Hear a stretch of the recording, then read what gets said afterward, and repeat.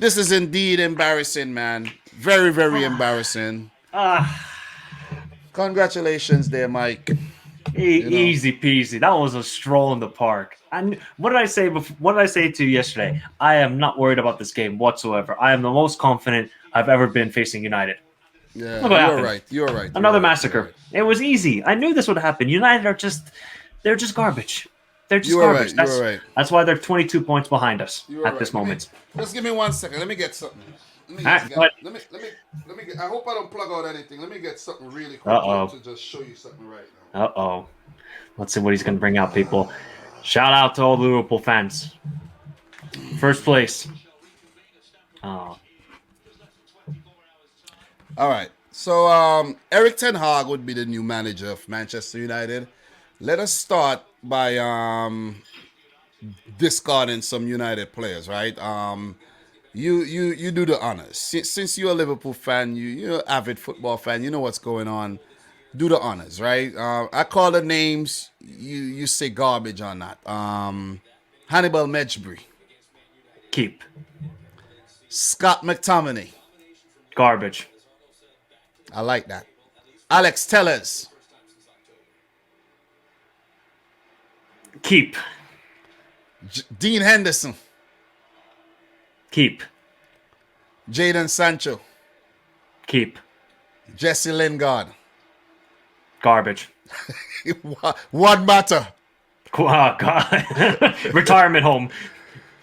Garbage. Let's put him in a garbage bin too. Somebody might pick him up and recycle him. Eric Bailly, Keep. De Gea, Keep. Lindelof. Garbage. I would say keep. I say he's one of the He's on the more fence. decent He's on the ones. fence Yeah. there. Phil Jones, Garbage. Harry Maguire, Oh, there needs to be an extra garbage can for that one. Definitely garbage. damn. Yeah, the boy Maguire like that. Wan-Bissaka, Garbage. Pogba, Keep. Matic. Garbage. Look at Klopp, man. Look at Klopp Oh. pumping. Pump it louder. Diego Dallo, Keep. Ilanga, Keep. Bruno Fernandes. Slightly keep. Of course, you got to keep Bruno. Rashford. Garbage. Yeah, so a lot of players in the garbage right now. It's getting a little heavy, so I'm about to put it down. And what we're gonna do right now, Mike, is we're gonna talk about this game, man. Where do we start though? Where do we start? I don't know. Should we start with your pre-match prediction? Yeah, let's start with that. Let's start with that. I like to I'm not gonna apologize. I ain't a punk. I ain't apologizing for shit. But I made a 1-1 prediction because the Premier League is very unpredictable. But I should have known that this United team would have lacked the fight and the hunger to go out there and actually perform to the levels and get something against Liverpool. And the fact that Cristiano Ronaldo, was absent, it even, made them a lot weaker. But I think today, even with Ronaldo in the team, it would have been the same result simply because they did not trouble Liverpool enough in the final third of the field. So it was a horrible prediction. Horrible. And do I regret making it? Yeah, I do. I should have just said, listen, as a City fan, even though I would love United to get something from the game, to give Man City more of an advantage, I should have said Liverpool's going to win this one. I'll take this one on the chin. And the title race continues. That's how I should have approached this. Mike, I'm a man. I'm going to admit, I fucked up, bro. Big time. You made a solid prediction, and that was 3-0. You got one better, 4-0. And I must say, this was one of the most pathetic, limp, unimaginative, one of the worst performances I've seen by Manchester United. And this is probably one of the worst ones across the 4 matches that they've played against City and Liverpool. This one was actually the worst ones. It was a feeble performance. It's like, and we mentioned it a lot of times, that they look like a championship team. Fulham, who just got promoted today, would have beaten this United team, in my opinion. It was a training session. What can we say? That's now the 4th training session that United have competed in this season. It was just easy. What did I tell you, Dom, before the game? I said, I'm not worried. This is the most calm I've ever been heading into a Manchester United matchup. And look what happened. It was easy. Not even a second I sweated. Okay, yes, you know what? Should we talk about the lineups before the match and give our thoughts about that? Because I think that United lost the game even before the match began. Look, why are you switching to a 5-in-the-back formation in this game? Why are you doing it? These players don't know how to play a 5-in-the-back formation. Maybe he thought because Maguire is so good with England in a 5-in-the-back formation, maybe he can dramatically change and turn into the best center back in the world. He's still the same fridge, as he always will be, because in that first goal, he was completely out of position, and Trent and Salah had all day. Great pass, by the way, from Mane, but that was just way, way too easy for Salah to just whip that in, and Diaz, a nice tap in. But I felt like Rangnick completely got it wrong. He was scared, and the lineup was just an utter disgrace. He was way too defensive in his approach. He took the wrong approach first and foremost, you know what I'm saying? Because you're coming into such a big game. Historically, such a big game. And this is the 11 you're going to put out. And look, I know people like to continuously say that this game would remain bigger than the City-Liverpool rivalry. I know, but you guys who continuously say these things are romantics. You're holding on to the past. You're really holding on to it, but it's over. You even saw it in this match. There was no fight. The United were not combative. They weren't in the Liverpool's players' faces enough. It only happened towards the back end of the game where they were putting in some lazy tackles and the Liverpool players were getting frustrated at that. But apart from that, I saw nothing in this game to say that there's any rivalry that is still alive. There's something, for example, you could say there was a rivalry, but all good things do eventually come to an end. I have to say it's over. This rivalry, as much as I know you're watching, if you're watching from me, I know you would want it to still like, oh man, it is not. What I want from the Man City Liverpool rivalry, I want the friendships to go away. You see what I'm saying? When the game is going on, I don't want no hugging up and no kissing up and no, chit-chatting. It should be war. You feel me? And then 100%. That's what a real rivalry is. Like the El Clasico when it was Pep and Mourinho. This is what what we have here right now ain't no rivalry. You see what I'm saying? Nobody's fighting. What we saw with City and Atleti the other night, that is how a derby should be.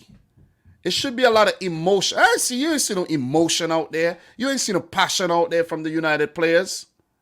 Nothing from Maguire, and he's the captain. He should be setting an example. Exactly. He showed absolutely nothing. Jogging around the pitch, Fernandes, doing his hot potato takes, just kicking the ball up for fun and seeing if anybody can get on the end of it. Just, look, we've clowned United a lot this season, and it's just getting worse and worse and worse. And this might have been one of the most one-sided matches I have not ever seen, but it's getting up there because for the quality of players that both teams have, that, we thought they had at the beginning of the season, the quality and just the way they performed on the pitch was completely night and day between the two teams. The second goal as well for Liverpool, wow. That was sublime football. We're talking at 11 right now. Let's just finish that up. We're going to get to the goals, but it's as you said, it's boys against men, man. That's what it was. Yep. You have Phil Jones, who's only played had one start this season, and you're gonna thrust him into an 11 like this. I think Eric Bailly, even though he's not match fit, would have been a better.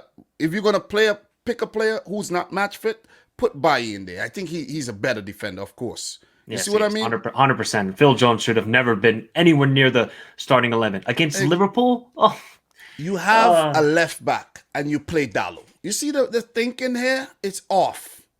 And I'm pretty sure they knew Paul Pogba wasn't 100%. They still threw him in. I think Nemanja Matic was one of the better players on the day. He had a, he had none of the United players can get any. No, but praise. I'm saying, if there's a player that's gonna get anything, is Matic. Okay. He did not have a terrible game. You see what I'm saying? But Bruno Fernandes, I thought the whole United team was terrible. Bruno Fernandes came deep for most of the game. He was never up there in the final third to at least get a shot off. You see what I'm saying? We know what he's capable of doing. He was never there. You know what I'm saying? Elanga, I think he put in a lot of effort. But Marcus Rashford looks like a player who doesn't want to be there, man. You see what I'm saying? He has no confidence, Tom. He's lost everything. Just his ability to play football is gone. It's been like sucked out, like in Space Jam when he got sucked out. I can't remember the monster's name. Everything has just left him, his body. He just has totally forgotten how to play football, and he's playing, I don't know, ice skating or something, because he can never control the ball nowadays on his feet. It really is a shame to see how badly it has gone for Rashford. Jadon Sancho, I think, came off the bench and looked bright in the second half too. So, give him some credit. The other substitute came on, Lingard. He had a horrible game, in my opinion. And this 11 was they lost okay, let me tell you, just like the FA Cup semi-final that I predicted City to lose, as soon as you saw that 11, that's not, we're not going to win that game. I didn't even need to see the 11. I knew they were going to get smacked. Who, United? Yeah. I knew it already. I told you yesterday. That is exactly what happened. Oh, by the way, nice Liverpool hoodie, though. I didn't even realize that's what you were wearing there. Yep. Pretty cool, man. Pretty cool. The gear on. Pretty cool. But if you look at the Liverpool 11 here, credit has to go to Luis Diaz. He picked up a goal and an assist, 3 shots at goal as well. Mane with a goal and an assist. Salah with 2 goals as well and an assist. So the front three really linking up very, very well and providing the goods for Liverpool on the day. The midfield was very solid. Fabinho, Thiago has definitely come of age in terms of his Liverpool career, and Henderson hard working as usual.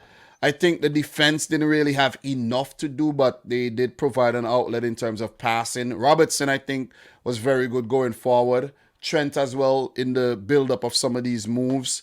Defensively, I think he was very good against the likes of Rashford. Sancho did come on and give him a little problem, but it was inconsequential at the end of the day.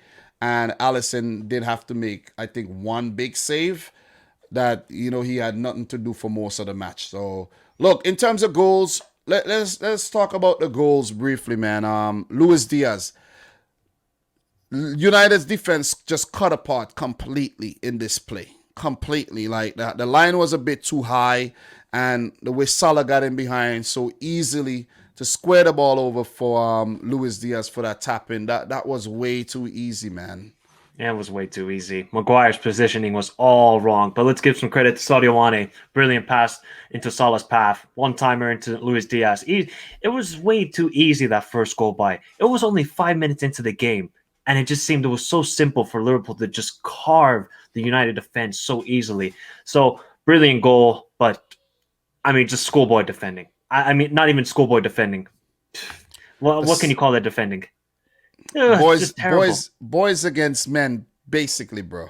So 22nd minute, basically 22nd minute, Mo Salah with the second goal, and that was some sublime football played by Liverpool, I have to say, man, because the passing, the one-touch passing, like it was just pinball stuff, and the pass by Mane to just hook his foot around the ball to Salah making the run. You could see the telepathy between the players, and everyone is just in sync with each other to make the run. and to play the ball in. And Salah took 2 touches, and the rest is history, man.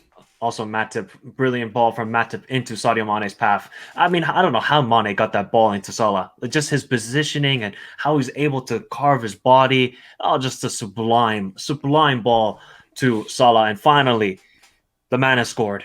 I'm so happy. He's going to get some confidence. I'm so happy for Mo Salah. He was definitely going through a goal drought there. So very much a goal drought. So brilliant goal for the second goal. Absolutely sublime. I think Salah had not scored an open play goal since like February or something like that. When he came back so. I'm not too sure. I think March. It is February. Yeah, I think it has to be sometime in February. So, that would do a lot for his confidence, but he has been picking up a lot of assists. So that was Salah's 21st goal this season. To go with his 12 assists, he did add a second goal, which took him up to 22.